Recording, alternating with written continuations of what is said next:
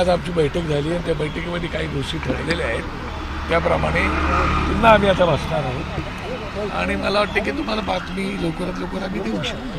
अडचण आम्हाला वाटतं. युतीच्या अधिकृत घोषणेची वाट कार्यकर्त्यांपासून पदाधिकारीपर्यंत करत आहेत, कारण त्यांना स्पष्टता हवी आहे. कधीपर्यंत घोषणा होऊ शकते? कार्यकर्ते पदाधिकारी करतात, आम्ही वाट पाहतो आणि तुम्ही वाट पाहतात. त्याच्यामुळे मी म्हणालो की आता बैठक सुरू झालेल्या आहेत, ऑलरेडी सुरू होत्या. आजही बैठक झाली, आता पुन्हा बैठक आहेत आमच्या. त्याच्यामुळे एक दोन दिवसामध्ये नक्कीच सगळी माहिती देऊ. आज खासदार संजय राऊत येऊन भेटून गेलेत, त्यांच्याबरोबर अनिल परब सुद्धा होते. मुंबईच्या संदर्भामध्ये काही चर्चा झाली का? आणि त्याचबरोबर विशेषतः कार्यक्रमाच्या नियोजनाच्या संदर्भामध्ये कुठे होणार आहे कार्यक्रम, कशा पद्धतीने? मला असं वाटतं याच्यावरती चर्चा चालू आहे. त्याचा जोपर्यंत विषय तडीच लागत नाही तोपर्यंत कुठल्याही विषयावरती भाष्य करणं काही उचित वाटत नाही. जर तरला काय मजा नसते आणि त्याच्यामुळे एक दोन दिवसामध्ये तुमच्याजवळ आम्ही सगळी माहिती देऊ. वर्षा गायकवाड असं म्हणतायत की मारझोड करणाऱ्या पक्षाबरोबर जायचं का, म्हणून काँग्रेस कदाचित मुंबईमध्ये स्वतंत्र लढण्याचा विचार करते आहे. त्यांनी पुन्हा तोच प्रश्न किंवा मनसेला त्यांनी मारझोड करणारा पक्ष अशा संबोधला आहे. मला असं वाटतं की वर्षाताई आता अध्यक्ष आहेत, खासदार आहेत, त्यांची विचार करण्याची पद्धत, आमची विचार करण्याची पद्धत, प्रत्येकाची विचार करण्याची पद्धत वेगळी अशी. प्रत्येक पक्षाचा एक वेगळा अजेंडा असतो, प्रत्येक पक्षाची एक दिशा वेगळी असते, धोरण वेगळं असतो. त्याप्रमाणे त्यांना जसं वाटतं त्यांनी त्याचा अनुमान तसं काढलेलं आहे. तर त्याच्यावरती अजून कुठलाही काही निर्णय झालेला नाही. आज तरी आम्ही शिवसेना आणि मनसे, उद्धव ठाकरे साहेबांचा पक्ष आणि आम्ही एकत्र येत आहोत आणि पुढची वाटचाल आम्ही एकत्र करणार. संजय राऊत आज सकाळी माध्यमांशी बोलताना म्हणाले की युतीची घोषणा म्हणजे दोन्ही ठाकरे बंधू एकत्र येतील याची घोषणा याच आठवड्यात केली जाईल असं त्यांचं म्हणणं आहे. मग आमच्यापेक्षा त्यांना जास्त माहिती आहे, ही मलाही मागणी आहे. त्यामुळे ते बोलत असतील तर त्यांचं त्याच्या प्रकारचं वरिष्ठ मुंबईच्या वेगवेगळ्या भागांमध्ये पोस्टर्स लावण्यात आलेले आहे, निनावी पोस्टर्स आहे ज्याच्यामध्ये म्हटलेलं आहे की BMC हा काही फॅमिली बिझनेस नाहीये. त्यांनी दोन्ही ठाकरेंना कुठेतरी डिवचण्याचा प्रयत्न या निमित्तानं केलेला दिसतोय.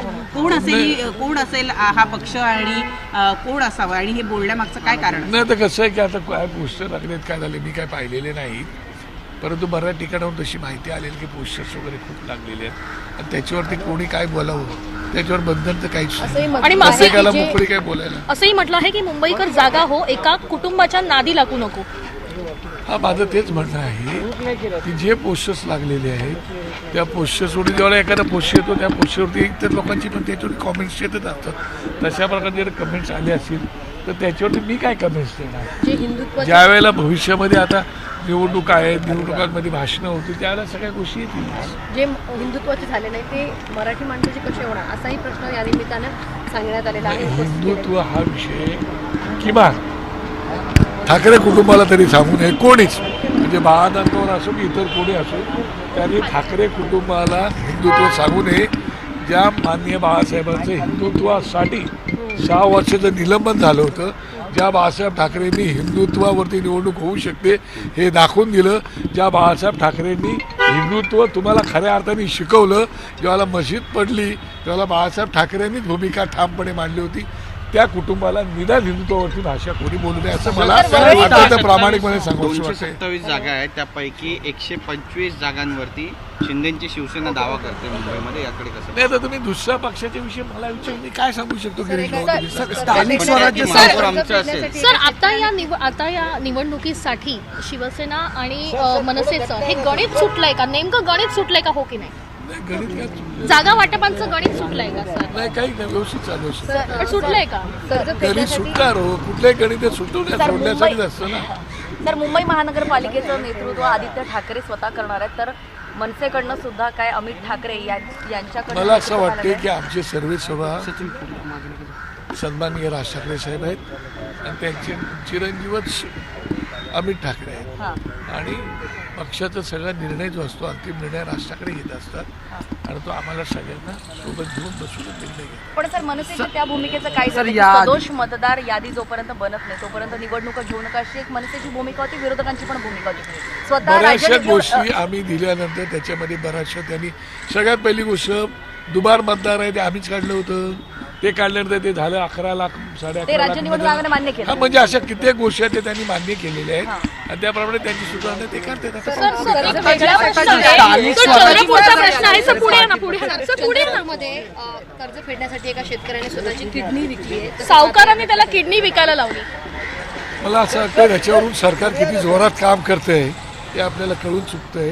सरकारने जे काही शासकीय योजना जाहीर केल्या शेतकऱ्यांना हे माफ केले ते माफ केले 7-12 कोरा करणार अमुक तमुक ते आता कुठे झाले नाही झाले त्याच्यामुळे अशा प्रकारचे घटना घडतात. आता सरकारने विचार करावा. देवेंद्र फडणवीस संवेदनशील आहेत असं मी समजतो. त्यांचे दोन्ही उपमुख्यमंत्री संवेदनशील आहेत असं भावनाप्रधान आहेत असे समजतो. मला वाटतं त्यांनी आता गंभीरपणे विचार करावा. नाहीतर निवडणूक आहे निवडणुकीच्या तोंडावरती तुम्ही आता मोठ्या मोठ्या घोषणा चालूच आहेत तुमच्या. या अशा प्रकारचे शेतकरी जे आत्महत्या करतात त्याचा गंभीरपणे विचार करावा. स्थानिक स्वराज्य संस्थांच्या निवडणुका या स्थानिक पातळीवर लढाव्या जातात असे प्रत्येक नेते बोलतात. पण या संपूर्ण निवडणुकीत झालं सर शेवट या संपूर्ण निवडणुकीत धर्माबद्दलचं जातीबद्दलचं किंवा युतीबद्दलचं राजकारण केलं जाते. पण वॉटर मीटर गटर जे मूलभूत प्रश्न आहेत, मला त्याच्यावर वाटतं की कोणीच बोलत माझ्या पक्षाचा अजेंडा जो आहे हा नेहमीच तुम्ही पाहिलात तो विकासात्मक दृष्टिकोनातून राहिलेला आहे. विकासावरून आम्ही बोलत आलेलो आहोत आणि विकासाला घेऊनच आम्ही जाणारी आमची भूमिका आहे. म्हणून आम्ही ब्लूप्रिंट काढली होती. त्याच्यामुळे आम्ही आमचा अजेंडा तोच आहे. इतर काय बोलायचं ते बोलतो. पण आता जी यादी त्यामुळे काँग्रेसची आणि आमची विचार करण्याची पद्धत वेगळी असं बाळा नांदगावकर म्हणतात. संजय राऊत आणि अनिल परब यांनी मनसे अध्यक्ष राज ठाकरेंची शिवतीर्थ या निवासस्थानी भेट घेतली. आगामी निवडणुकांच्या पार्श्वभूमीवरती नेमकी युती संदर्भामध्ये ही भेट असल्याचं बोललं जात आहे. युती संदर्भामध्ये लवकरच निर्णय होईल. काँग्रेसची आणि आमची विचार करण्याची पद्धत वेगळी आहे असं बाळा नांदगावकर म्हणतात.